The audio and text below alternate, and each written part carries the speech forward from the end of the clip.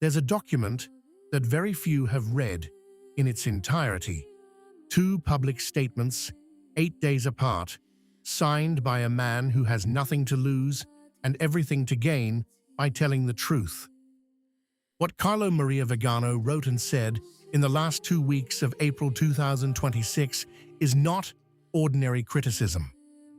It's a comprehensive and courageous indictment, signed with the full name of a bishop who celebrates Mass in private chapels, hounded by a Vatican tribunal.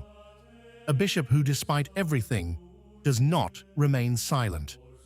By the end of this video, you'll understand why Vigano, and Vigano alone, is speaking words that could change the perception of millions of Catholics about what is happening inside and outside the Church. Let's start with the facts. On April 21, 2026, Monsignor Carlo Maria Vigano published a statement that immediately circulated in traditionalist circles around the world. The title leaves no room for interpretation. The global elite commits crimes against humanity. Vigano doesn't stop at slogans. He cites Agenda 2013, digital surveillance, and the systematic censorship of anyone who dares to speak out, and writes that those who speak out are censored, intimidated, and arrested. Words you wouldn't expect from a Catholic bishop, words you wouldn't hear from the pulpits of Rome. There is, however, one detail that has struck the most attentive observers. Vigano recalls that his Vatican criminal trial is set for June 20th, 2026. A bishop in exile, accused of schism by those who govern the Church, who, in the midst of his own defense, finds the time to denounce the crimes of the global elite. The implicit message is crystal clear. 8 days later, on April 25th, the feast of St. Mark, Vigano gave a homily in a private chapel in Bassano del Grappa. Not a public church, a private chapel, blessed in secret, as English Catholics did in the time of the Puritan Oliver Cromwell, as the Vendeans did during the French Revolution. The location was not chosen by chance. It already conveys a message. Vigano quotes St. Athanasius, the 4th century bishop who single-handedly resisted the Arian heresy when nearly the entire episcopate had succumbed, with a phrase that sums it all up. They have the churches, we have the faith. The text of the homily, published on April 29th on Marco Tossati's blog, Stillum Curiae, is one of the most significant documents of this ecclesial period. Vigano doesn't use veiled metaphors. He speaks of a great apostasy, of a Masonic syncretistic pseudo-religion imposed from above, of a ship without a captain, abandoned by its officers. We understand the weight of these words. For Vigano, the great apostasy isn't a slow, almost natural progression. It's an orchestrated project with a specific target, the same global elite he spoke of 8 days earlier. The common thread connecting the two statements is this: the ecclesiastical crisis and the political crisis are not parallel but independent phenomena. They are, in Vigano's interpretation, two manifestations of a single direction. Recognizing this isn't paranoid. It's a prerequisite for understanding what's really happening.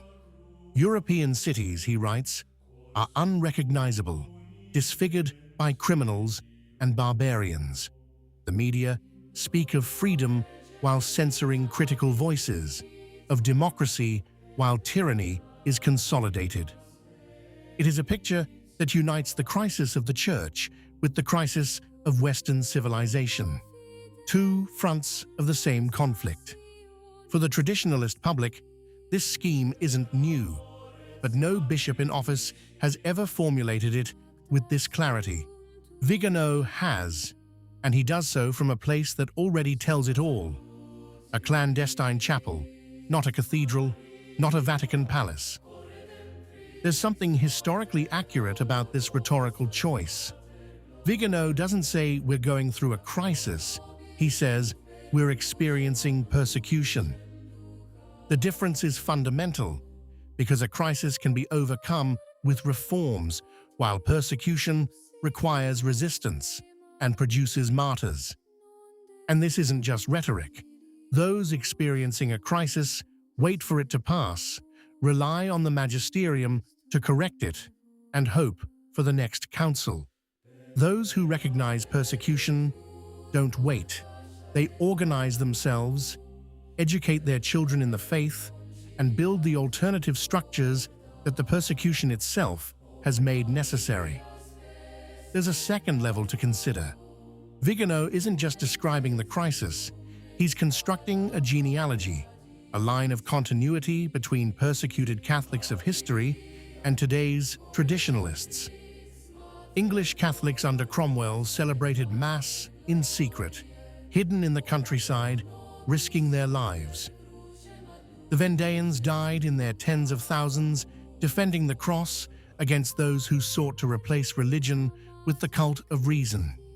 In both cases, the official structures of the Church were inaccessible or compromised, and in both cases, the faith survived. Vigano is telling traditionalists, you are that line. You are not marginal. You are not a schism. You are not a sect. You are the custodians.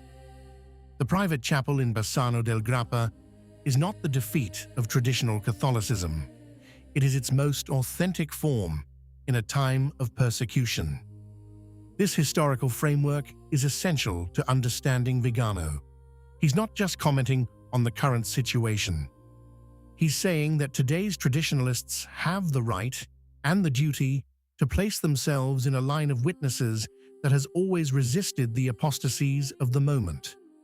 A line that has never been defeated despite appearances.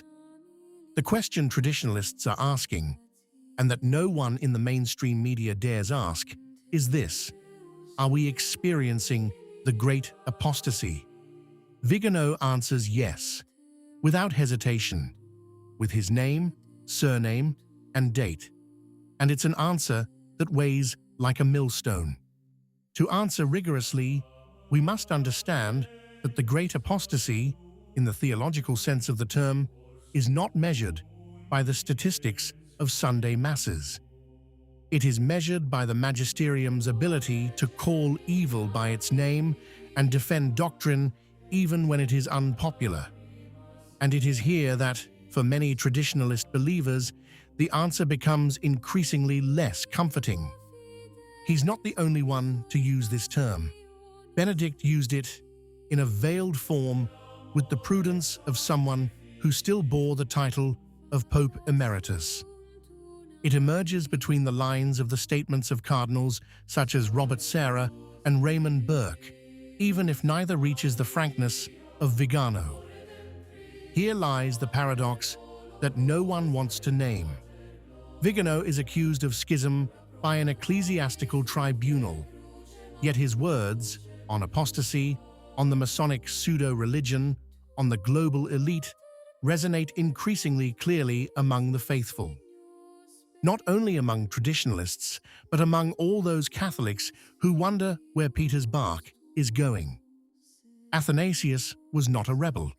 He was a bishop who, surrounded by colleagues conniving with the Arian heresy, exiled by order of 4 different emperors, never changed one iota the doctrine of the consubstantiality of the Son with the Father. History remembers him with a single phrase: Athanasius contra mundum, Athanasius against the whole world.